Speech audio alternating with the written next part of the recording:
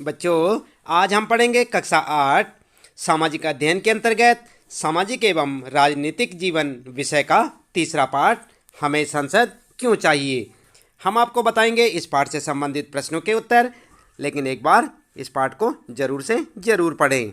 चलिए जान लेते हैं यहाँ पर पाठ से संबंधित प्रश्नों के उत्तर। अभ्यास प्रश्न उत्तर में सबसे पहले बच्चों ध्यान दें, आप पाठ के अंतर्गत पूछे गए प्रश्न और उनके उत्तर समझ गए ना। आप किस प्रकार से पाठ के बीच बीच में कुछ प्रश्न पूछे होते हैं और उनके उत्तर सबसे पहले हम आपको यहाँ पर बताते हैं, उसके बाद हम आपको बताएंगे पाठ के अंत में पूछे गए प्रश्नों के उत्तर।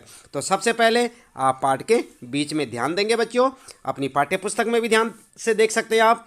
पाठ के बीच बीच में कुछ प्रश्न पूछे होते हैं, जैसे कि आप यहाँ पर देख सकते हैं। सबसे पहला प्रश्न है, संसद की तस्वीर के जरिए कलाकार क्या कहने का प्रयास कर रहा है।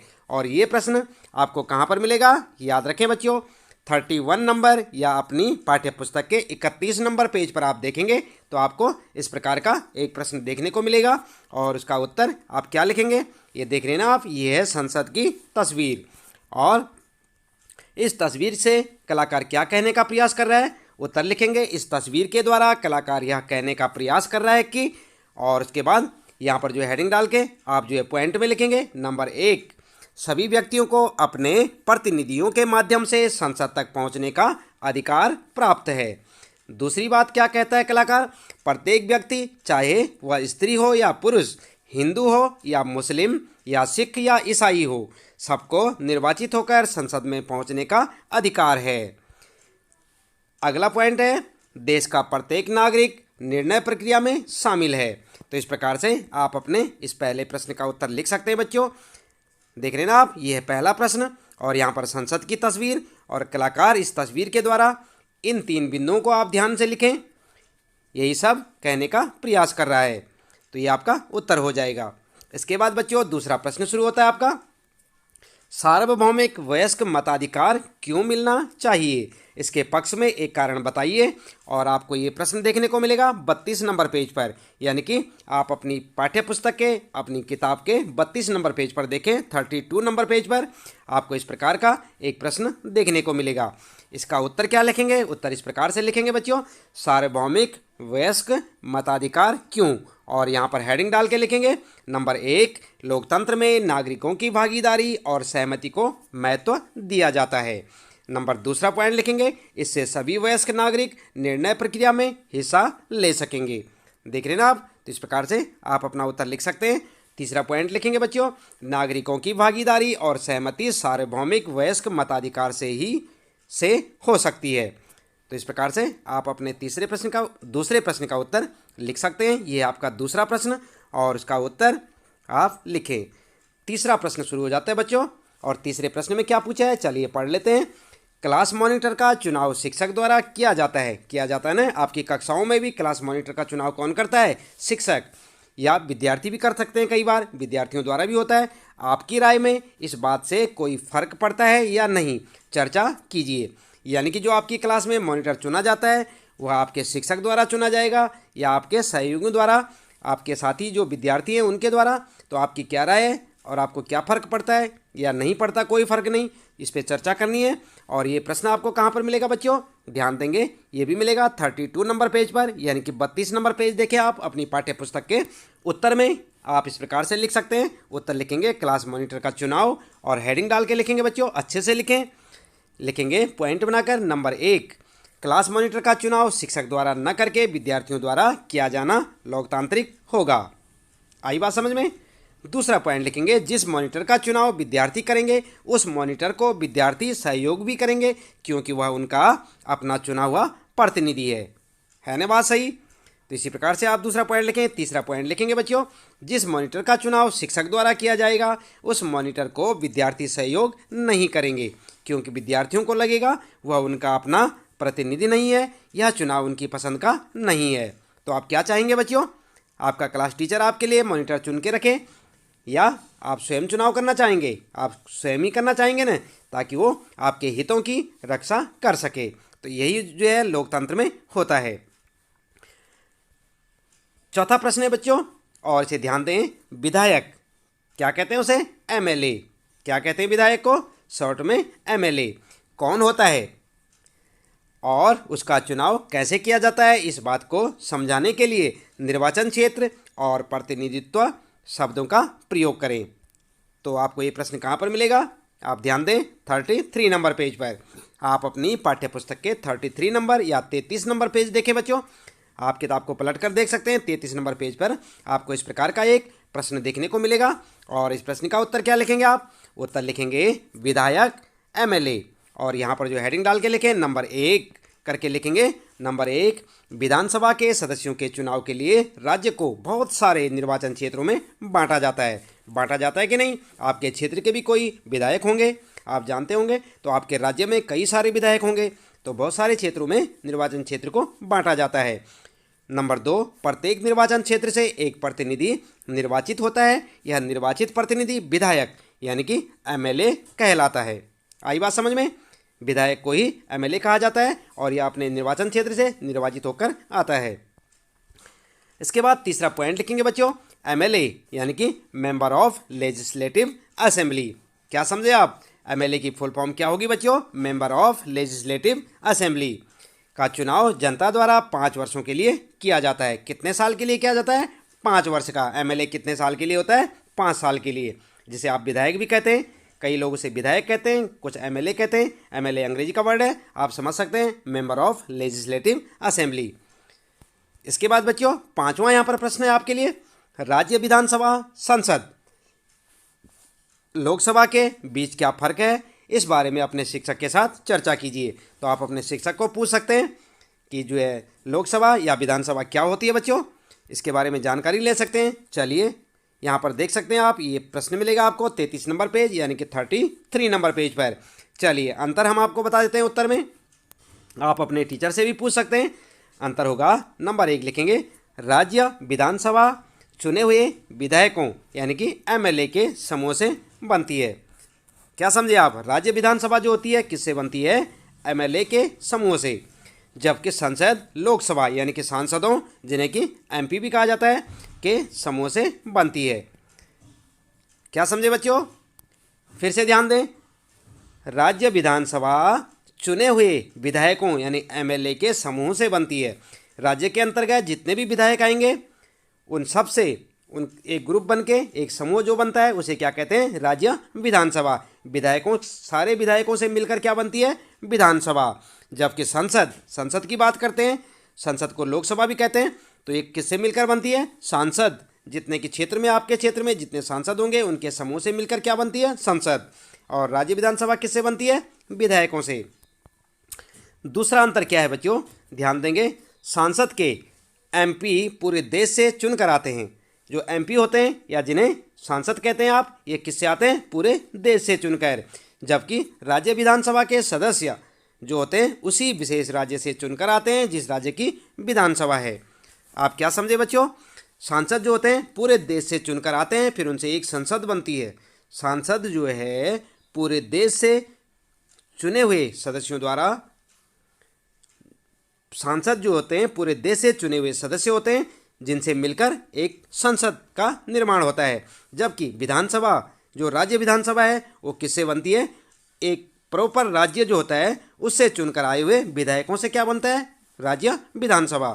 तो ध्यान रखें बच्चों और इसे जो है बार बार सुने, समझें और अच्छे से याद करें।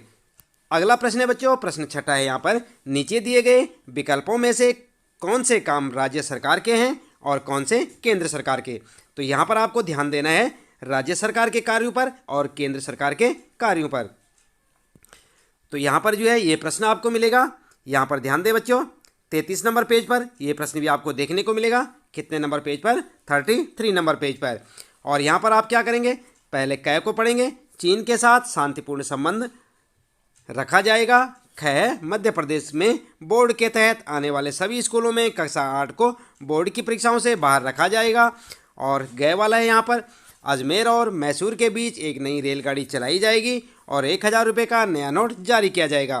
तो ये आपने ध्यान देना है, इन जो यहाँ पर जो कार्य बताए गए क, ख, ग, घ, ये 4 कार्य आप देख रहे हैं यहाँ पर, 1, 2, 3 और 4। इनमें से आपको बताना है कि कौन सा राज्य सरकार के अधीन है और कौन सा केंद्र सरकार के। तो उत्तर में क्या लिखेंगे, उत्तर इस प्रकार से लिखेंगे बच्चों, कै वाला जो है कार्य होगा ये किसका होगा? केंद्र सरकार का। कै वाला कौन सा? आप देख सकते हैं फिर से, चीन के साथ शांतिपूर्ण संबंध रखा जाएगा। तो ये कार्य किसका होगा? केंद्र सरकार का। इस बारे में सोचने का और फैसला लेने का अधिकार किसको होगा? केंद्र सरकार को। वहीं मध्य प्रदेश के बोर्ड के तहत आने वाले सभी स्कूलों में कक्षा 8 को बोर्ड की परीक्षाओं से बाहर रखा जाएगा। तो यहाँ पर किसकी बात की जा रही है? एक राज्य की बात। कौन सा राज्य? मध्य प्रदेश। तो मध्य प्रदेश के बोर्ड के तहत आने वाले सभी स्कूलों में कक्षा 8 की बोर्ड परीक्षाओं से बाहर रखा जाएगा छात्रों को। तो यहाँ पर क्या है? ये किसका कार्य है? राज्य सरकार का, क्योंकि ये राज्य से जुड़ा हुआ प्रश्न है।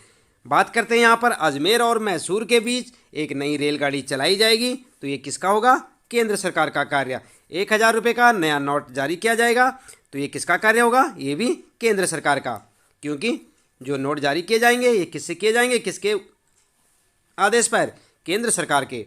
तो इस प्रकार से आप अपने उत्तर लिख सकते हैं। कै वाले का लिखेंगे केंद्र सरकार, खे वाले का राज्य सरकार, गै वाले का केंद्र सरकार और घै वाले का भी केंद्र सरकार। समझ गए ना आप? केंद्र सरकार और राज्य सरकार के कार्यों के बारे में आप इस प्रश्न में देख सकते हैं, प्रश्न 6 में। और कै खे गै घै यहाँ पर 4 प्रश्न दिए गए हैं, ये किसके कार्य हैं और यहाँ पर आप उत्तर उनके देख सकते हैं। ठीक है बच्चों, अच्छे से देखें गौर से। इसके बाद 7वां प्रश्न है यहाँ पर, निम्नलिखित शब्दों को रिक्त स्थानों में भरें। और ये प्रश्न भी आपको मिलेगा बच्चों 33 नंबर पेज पर। किस पर? अपनी पाठ्य पुस्तक के 33 नंबर पेज पर देखें। इस प्रकार से आपको एक प्रश्न मिलेगा, इसमें लिखा है सार्वभौमिक वयस्क मताधिकार विधायकों प्रतिनिधियों। प्रत्यक्ष रूप से हमारे समय में लोकतांत्रिक सरकारों को आमतौर पर प्रतिनिधिमूलक लोकतंत्र की संज्ञा दी जाती है। प्रतिनिधिमूलक लोकतंत्र में लोग, और यहाँ पर जो आपके लिए रिक्त स्थान छोड़ रखा है, खाली जगह, यहाँ पर आपको कुछ लिखना है, हम आपको बताएंगे। आप लगातार जुड़े रहें हमारे साथ और देखते रहें इस प्रश्न को। हिस्सेदारी नहीं करते बल्कि चुनाव प्रक्रिया के जरिए अपने, और फिर यहाँ पर खाली आपके लिए को चुनते हैं ये, फिर यहाँ पर खाली पूरी जनता के बारे में मिलकर फैसला लेते हैं। आज के दौर में ऐसी किसी सरकार को लोकतांत्रिक नहीं कहा जा सकता जो अपने लोगों को, फिर यहाँ पर खाली है, ना देती हो। इसका मतलब यह है कि देश के सभी वयस्क नागरिकों को वोट देने का अधिकार होता है। तो कितनी जगह आपके लिए यहाँ पर खाली है? ध्यान देंगे, 1 2 3, यहाँ पर जो है तीसरी जगह खाली है और यहाँ पर चौथी जगह खाली है। तो इन पे आपको जो इन जगह पे कुछ लिखना है। तो क्या लिखेंगे आप? फर्स्ट वाली खाली जगह पे लिखेंगे प्रत्यक्ष रूप से, सेकेंड वाली में प्रतिनिधियों, और यहाँ पर जो थर्ड में विधायक, और फोर्थ में सार्वभौमिक वयस्क मताधिकार। समझ गए ना आप? जो 4 जगह आपके लिए खाली हैं उन चारों जगहों में उत्तर में आप क्या लिखेंगे? इनको भरेंगे आप वहाँ पर, और आपके प्रश्न का उत्तर हो जाएगा बच्चों। देख रहे ना आप, ये 7वां प्रश्न है और 7वें प्रश्न में यहाँ पर जो है 1 2 3 और 4 जगह खाली हैं, और इन 4 जगहों पर आप इस प्रकार से इन चारों को अलग अलग लिख सकते हैं। इसके बाद बच्चों 8वां प्रश्न है यहाँ पर, आप पढ़ चुके हैं कि पंचायत राज या विधायिका या संसद के लिए चुने जाने वाले ज़्यादातर निर्वाचित प्रतिनिधियों को 5 साल की अवधि के लिए चुना जाता है। ऐसा क्यों है कि जनप्रतिनिधियों को केवल कुछ सालों के लिए ही चुना जाता है, जीवन भर के लिए नहीं? तो आप जानते हैं बच्चों ऐसा क्यों है? केवल जो है सभी को जो है 5 साल के लिए ही क्यों चुना जाता है, आजीवन या जीवन भर के लिए क्यों नहीं? तो आपका उत्तर क्या लिखना है हम आपको बताते हैं। आप ध्यान दें, ये प्रश्न भी आपको 33 नंबर पेज पर मिलेगा, और उत्तर में आप इस प्रकार से लिख सकते हैं, निर्वाचित प्रतिनिधियों का चुनाव निश्चित समय के लिए, और नंबर 1 लिखेंगे जीवन भर के लिए प्रतिनिधियों का चुनाव उन्हें निरंकुश बना सकता है, यानी कि वो मनमानी करने लग जाएंगे, क्योंकि उन्हें किसी बात का डर नहीं रहेगा। उन्हें लगेगा कि हम तो हमेशा के लिए जो है नेता बन चुके हैं, और अब वे उल्टे सुल्टे काम, गलत सलत कार्य करने लग जाएंगे। उन्हें किसी का डर या भय नहीं रहेगा, इसलिए उन्हें केवल सीमित समय अवधि के लिए या कम समय के लिए ही चुना जाता है। फिर वो जो है अपनी मेहनत और ईमानदारी से अच्छे अच्छे कार्यों को कर सकते हैं। नंबर 2 पॉइंट लिखेंगे, निश्चित अवधि के लिए प्रतिनिधियों का चुनाव लोगों को यह जांचने परखने का मौका देता है कि उनका प्रतिनिधि उनके हितों का ध्यान रखता है या नहीं। दूसरी बात यह है बच्चों कि कम समय के लिए जब उन्हें चुना जाता है तो लोगों को पता चल जाता है कि जो उन्होंने प्रतिनिधि चुना है वह अच्छा कार्य कर रहा है या नहीं कर रहा है, लोगों के हितों का ध्यान रखता है कि नहीं रखता। और 3 पॉइंट लिखेंगे, निश्चित अवधि के चुनाव से प्रतिनिधियों को इस बात का भय रहता है कि यदि उन्होंने जनता के हितों के लिए काम नहीं किया, अगली योजना में उन्हें हटाया भी जा सकता है। तो ध्यान रखें बच्चों, 5 साल के अंतर्गत अगर उन्होंने अच्छा कार्य नहीं किया और लोगों का हित जो है मद्देनज़र नहीं रखा, लोगों के हितों का ध्यान नहीं रखा, तो उन्हें जो है आगे आने वाले जो अगले 5 साल होंगे उनके लिए नहीं चुना जाएगा, उन्हें हटा दिया जाएगा और फिर दूसरे व्यक्ति को प्रतिनिधि के रूप में चुना जाएगा। इसलिए वे अच्छा कार्य करना चाहते हैं ताकि आने वाले फिर 5 सालों के लिए दोबारा से चुने जाएं। तो ध्यान रखें बच्चों, इस प्रकार से आप इस प्रश्न का उत्तर लिख सकते हैं। ये 8वां प्रश्न है आपका और इसका उत्तर आप इस प्रकार से दे सकते हैं।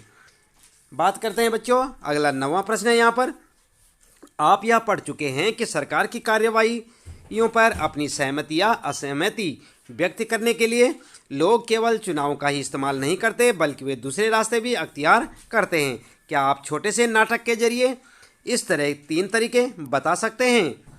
और ये प्रश्न आपको मिलेगा बच्चों, ये भी 33 नंबर या 33 नंबर पेज पर देखने को मिलेगा। कौन सा? 9वां प्रश्न। यहाँ पर जो है बच्चों उत्तर में लिखेंगे आप, विद्यार्थी नाटक स्वयं आयोजित करें। नीचे कुछ संकेत दिए गए हैं, तो नाटक तो आपको स्वयं से करना है, इसे आप लिखें नहीं, इसे आप ध्यान रखें। क्या करना है आपको? उत्तर में आपको लिखना है, यहाँ से शुरू करना है आपने पॉइंट से, इसको आप जो है केवल ध्यान में रखें। विद्यार्थी नाटक स्वयं करें, इसे आप लिखें नहीं, अपनी नोटबुक में आप इसे ना लिखें, इस लाइन को ना लिखें, आपको नाटक करना है। और नीचे आपके लिए कुछ संकेत दिए गए हैं, और संकेत क्या है बच्चों? नंबर 1, विद्यार्थियों का एक समूह सरकार की गलत नीतियों के खिलाफ जुलूस निकालने या नुक्कड़ नाटकों या सार्वजनिक सभाओं के नाटक का मंचन कर सकता है। नंबर 2, विद्यार्थियों का एक समूह सरकार की गलत नीतियों के खिलाफ लेख लिखने का मंचन कर सकता है। नंबर 3 है, विद्यार्थियों का एक समूह इलेक्ट्रॉनिक मीडिया के माध्यम से सरकार की गलत नीतियों के खिलाफ नाटक का मंचन कर सकता है। क्या समझे आप? आपको ये सारी चीज़ें एक्टिविटीज़ के अंदर करनी होती हैं बच्चों, और ये जो 9वां प्रश्न है आपका, इसमें आपको समझना है। ठीक है, इस प्रकार के आपको नुक्कड़ नाटक या मंचन आदि करके दिखाने हैं। यहाँ पर जो है फिर 10वां प्रश्न शुरू हो जाता है बच्चों।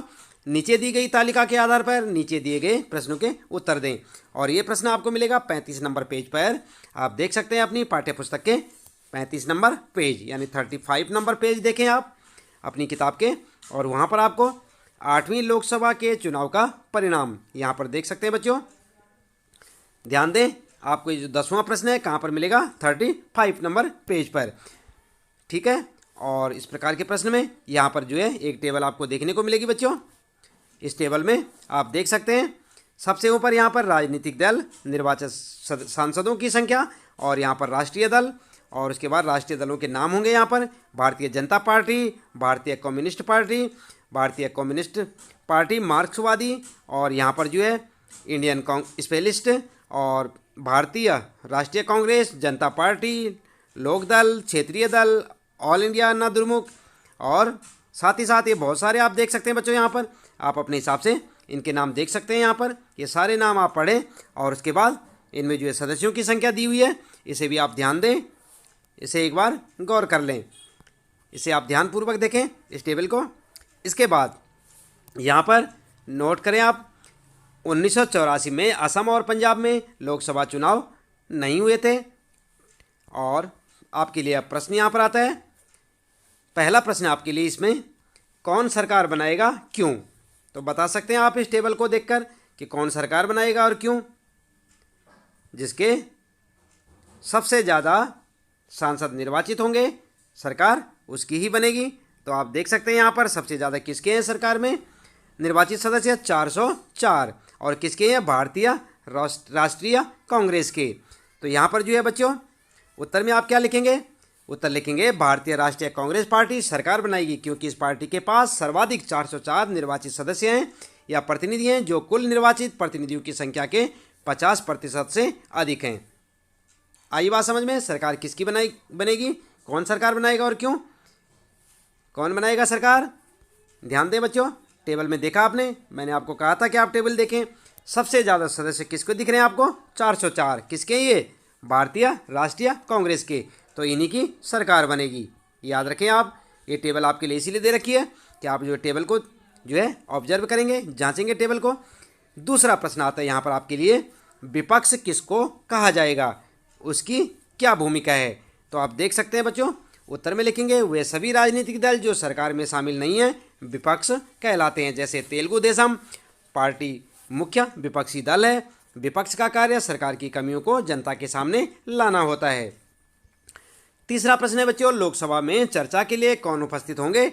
उत्तर लिखेंगे राष्ट्रीय व क्षेत्रीय दलों के वे सभी सदस्य जो किसी भी निर्वाचन क्षेत्र से सांसद के रूप में निर्वाचित हुए हैं। ठीक है। चौथा प्रश्न है यहाँ पर, क्या यह प्रक्रिया कक्षा 7 में पढ़ाई गई प्रक्रिया जैसी ही है? उत्तर लिखेंगे हाँ, यह प्रक्रिया कक्षा 7 में पढ़ाई गई प्रक्रिया जैसी ही है। आप लिख सकते हैं इस प्रकार से। फिर उसके बाद बच्चों 10वें पाठ के जो 10वां प्रश्न था उसके 4 प्रश्न थे यहाँ पर। इसके बाद फिर 11वां प्रश्न शुरू हो जाता है और यहाँ पर पृष्ठ 28 पर दिए गए चित्र में 1962, ध्यान दें आप अपनी पाठ्य पुस्तक के 28 नंबर पेज पर देख सकते हैं। तो यहाँ पर जो है दिए गए चित्र में 1962 में हुए तीसरे लोकसभा चुनाव के परिणाम दिखाए गए हैं। इस चित्र के आधार पर निम्नलिखित सवालों के जवाब दें। तो आप कहाँ पर देखेंगे? पृष्ठ संख्या 28 पर। और फिर उस चित्र को देखकर इन सवालों के जवाब देने। और सवाल क्या हैं? ये हैं आपके सवाल। क, ख, ग। क में है लोकसभा में किस राज्य के सांसद सबसे अधिक हैं? आपके विचार से ऐसा क्यों है? ख है लोकसभा में किस राज्य के सांसदों की संख्या सबसे कम है? ग वाला प्रश्न है किस राजनीतिक दल ने सभी राज्यों में सबसे ज़्यादा सीटें जीती हैं? और अगला है घ वाला प्रश्न, आपके राज्य में कौन सा दल सरकार बनाएगा, कारण बताइए।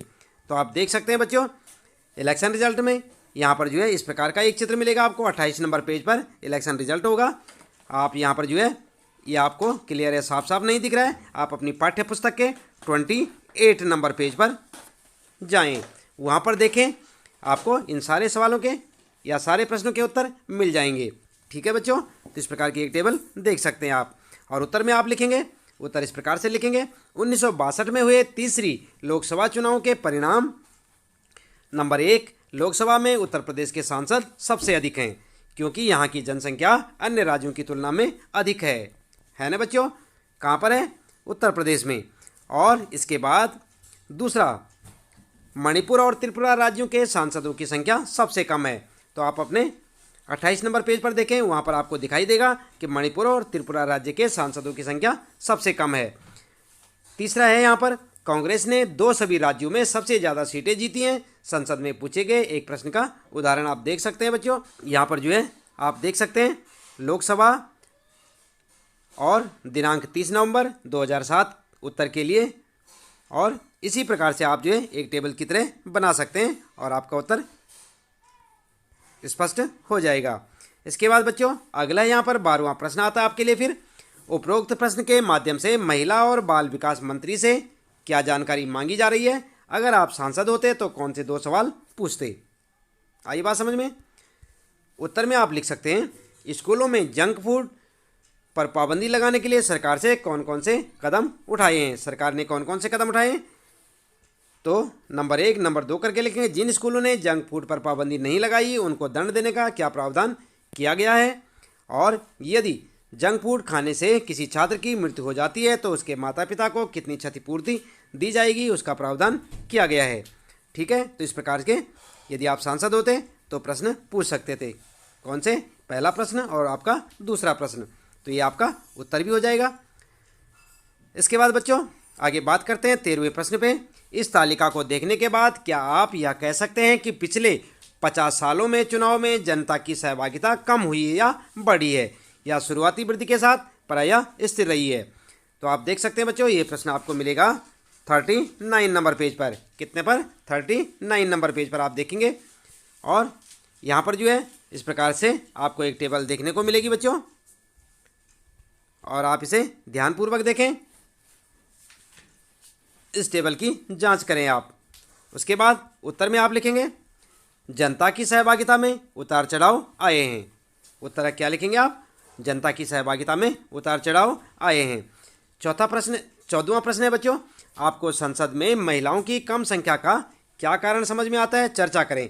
समझ गए ना आप? संसद में महिलाएं कम क्यों हैं, इसका कारण आपने बताना है। उत्तर में लिखेंगे आप बच्चों, ये प्रश्न मिलेगा आपको 40 नंबर पेज पर। और यहाँ पर लिखेंगे आप संसद में महिलाओं की कम संख्या के कारण और नंबर 1, नंबर 2, नंबर 3 करके लिखेंगे। महिलाओं को उनके परिवार वालों से राजनीति में आने के लिए कम समर्थन मिलता है। सबसे पहला कारण तो यही है। दूसरा कारण, महिलाओं की राजनीतिक में स्वयं की रुचि कम है। और तीसरा कारण यह है बच्चों, राजनीति में बढ़ता अपराधीकरण भी महिलाओं की कमी का कारण है। ठीक है, तो इस प्रकार से आप अपना उत्तर दे सकते हैं इस 14वें प्रश्न का। इसके बाद बच्चों, जैसे हमने आपको बताया था कि पाठ के अंत में भी आपके लिए कुछ प्रश्न होते हैं, तो अब पाठ के अंत में दिए गए प्रश्नों के उत्तर जान लेते हैं बच्चों। जब आपने पूरा पाठ पढ़ लिया होगा तो पाठ के अंत में आपको इस प्रकार से प्रश्न मिलेगा। पहला प्रश्न होगा, राष्ट्रवादी आंदोलन ने इस विचार का समर्थन किया कि सभी वयस्कों को मत देने का अधिकार होना चाहिए। ठीक है, तो यहाँ पर जो है उत्तर में लिखेंगे